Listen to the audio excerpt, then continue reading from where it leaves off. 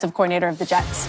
Ashley, back to James Harden. Coach Stephen Silas referred to his star guard's absence from training camp today as a holdout. Said there's no timetable for Harden reporting to camp. Harden was, of course, MIA from the team's first practice Sunday and his anticipated workout later that evening. He did post pictures of himself on Instagram attending Lil Baby's birthday party this weekend in Atlanta. Here's Silas on Harden today. As far as timetable, there is no timetable as far as I know. And it is a setback. You know, you want your best player to be here. You have to be honest and understand that this is a setback, not having one of the best players in the NBA here. But I'm working with the guys who are here, and we're working hard, and we're doing a good job. I have no clarity about the message, honestly. I take it basically at face value that he's not here. What the reasoning is on him. He has a reason, but that's on him to tell whoever what his reason is. Steven, is James currently in Houston? I don't know. Someone who's pretty close to James Harden, have you talked to him recently and gotten a sense of where his head is at right now? I'm here to speak for PJ Tucker. Getting awkward there in Houston. NBA insider Adrian Wojnarowski joins us now. Woj, still no James Harden with the Rockets at training camp. How is the team handling this? Well, this has put a pall over the entire organization, especially for a first-year head coach in Stephen Silas. But organizationally, listen, they want to get Harden in there. They want to get him on the court with John Wall. They want to avoid a scenario where they begin to fine him or suspend him for being not in camp. And they're hopeful that he'll get there. And this is an organization that has given a great deal of leeway to James Harden over the last few years. And they have tried to rein in and create some more accountability. Players have told them they wanted it. It was a big issue with Russell Westbrook. And now they're at a crossroads where how they will handle this. They hope that Harden makes it easy on him and shows up and gets in camp, but he's yet to do that. All right, and Stephen Silas' use of that word, holdout, that's a powerful word when you talk about the NBA. So NBA regular season begins in 15 days. The Rockets play their first game versus the Thunder in 16 days. What are the chances Harden isn't with the team when the season begins?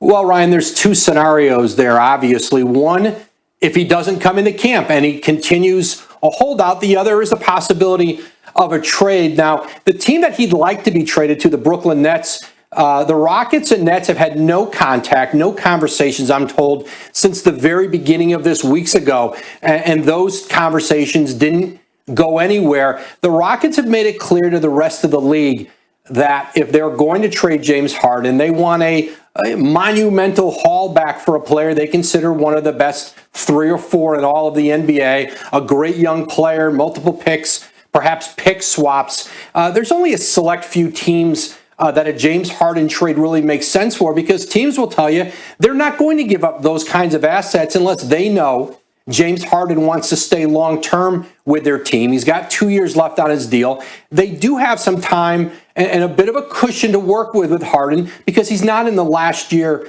of his contract. And so those are all the scenarios that the Rockets are having to face right now. And it's a difficult situation to face, especially with a man who has been the face of your franchise. Woj, thanks so much. Thanks, Ryan.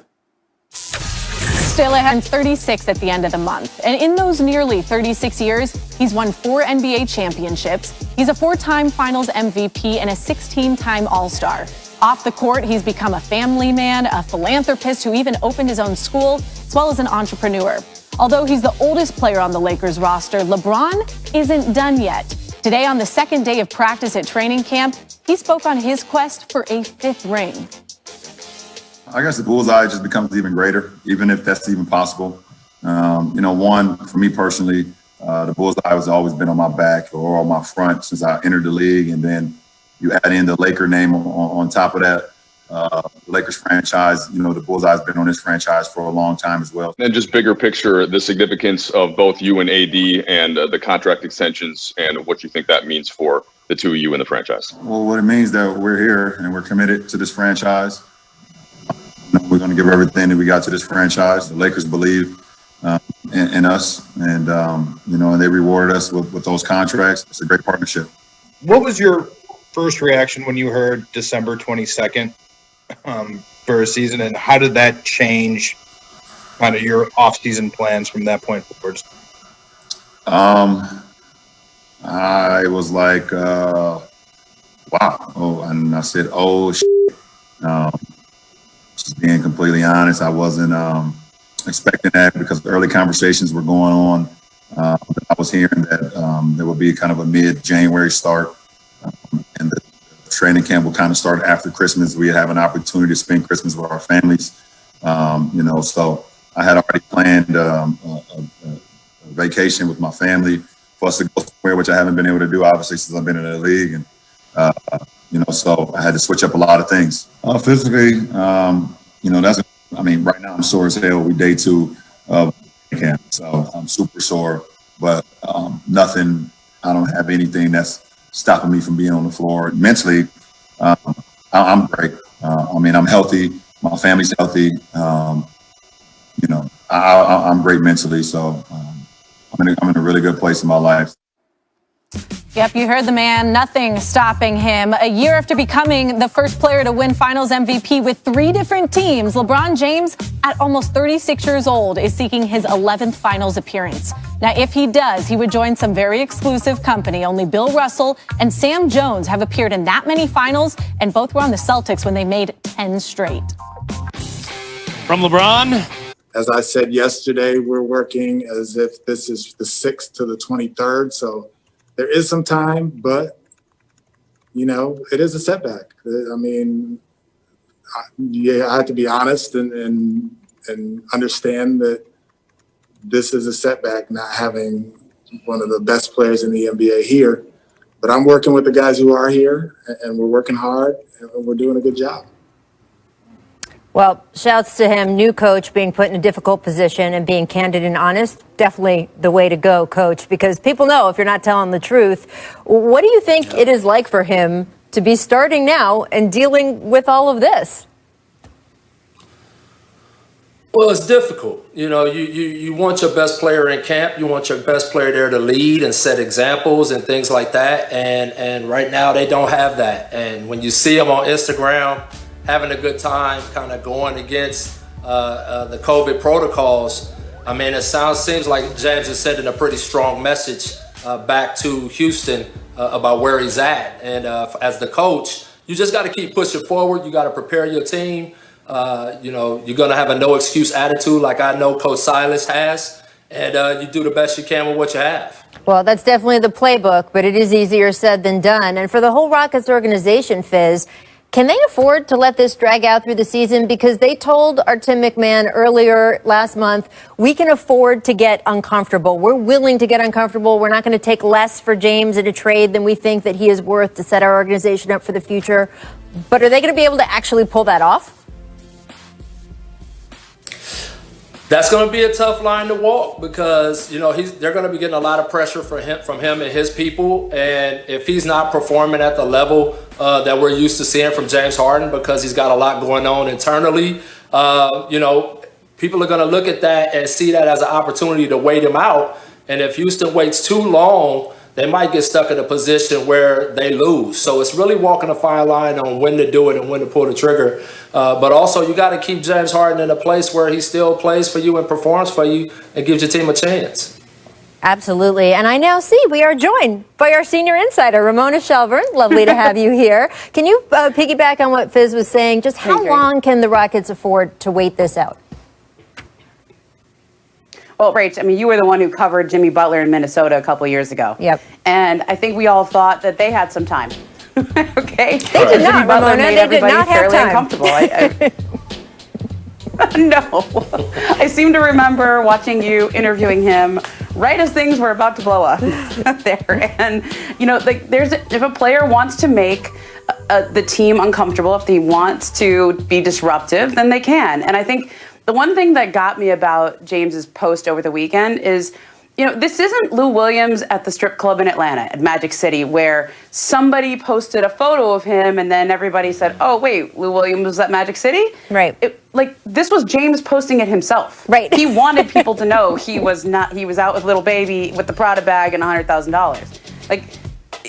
I mean, I don't know how much more blunt you can be, but like that's a message that's sent. Now, I also covered a media day. Oh man, it feels like a million years ago. I think it was 2007 though, when Kobe Bryant had demanded a trade with the Lakers, and we were all standing out there waiting to see if he'd show up, and none of his teammates knew if he'd show up, but he eventually showed up and did what he was supposed to do, said what he was supposed to say. The Lakers never traded him, and they went on to the finals that year because Andrew Bynum got good, and they traded for Pau Gasol. So could be one of two things for the Rockets. Yeah, I remember Kobe Bryant said on the radio that he wanted to trade. It wasn't even like through reporters or sources. He came out on the radio and said, I wanted to be traded. He put his name on it. And absolutely, they waited him out. And it is a little bit of a battle of wills because James has 2 years left on his deal. And there is a point, Fizz, I think, where the coaching staff and the front office can say, we don't care. You need to be out on the court and play. And remember, if NBA players, quote, sit out, it's not like the NFL. NFL players can sit out and their contract year continues, even if they're not getting paid. With the NBA, if you don't report, your contract year does not start. So those 2 years he has left on his deal with the Rockets, if James would say, and he's obviously not going to do this, but just to explain the difference, if James's strategy was somehow, well, I'll just sit out this season, he would come back the next season and still have 2 more years left on his deal. Inside the franchise, what are the discussions, Fizz, that as a coach you're having with the front office back and forth about how to handle it and what to say to the other players? Well, I think it first starts with sitting down with James and saying, okay, how do you want this to play out? And, yes, we are actively shopping to trade you, but until we can, we all have to be pros and do our job. And you would expect and you would want to encourage him to be that type of person that would come out and play until that opportunity came up where a deal could be worked out. It doesn't look good for anybody if James doesn't show up. Well, and I think for Houston, for Houston, Fizz, to me, the conversation is James going to play nice? Is he going to be, or is he going to be disruptive? If he can settle in with John Wall and they can get off to a decent start, that actually increases Houston's leverage. But if he's disruptive, if the team starts to crater, then they're really trading him from a place of duress. And I think that's what the organization has to determine. Now, I personally am in the camp that says he's under contract, he's a great player. You just don't get many chances to trade great players. Right. And if you trade James Harden in the wrong deal, your franchise is going to be digging out from under that trade for the next 5 to 6 years. So you wait until you get what you want for James Harden. And you have to tell him, help us help you. I mean, there's a lot of players who've been in this situation. And if you help us help you, then you can get to where you want and we can get something in return for you. And that's where that professionalism comes in, where you just say, hey, listen, come out, play hard like you always do, perform at a high level.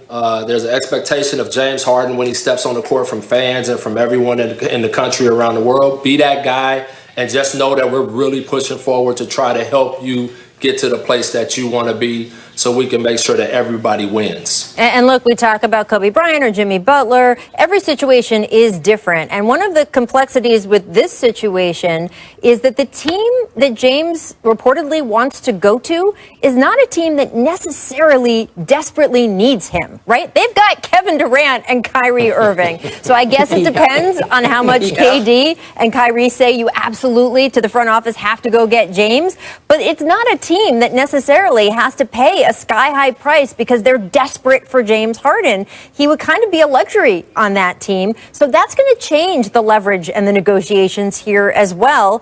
We'll have to see if there's anywhere else James might be interested in going, or this saga could end up for a long time. We'll keep watching Instagram. Who knows? And by the way, Ramona, I'm glad you casually dropped that $100,000 because James Harden apparently gave Lil Baby $100,000 for his birthday, among other gifts, which is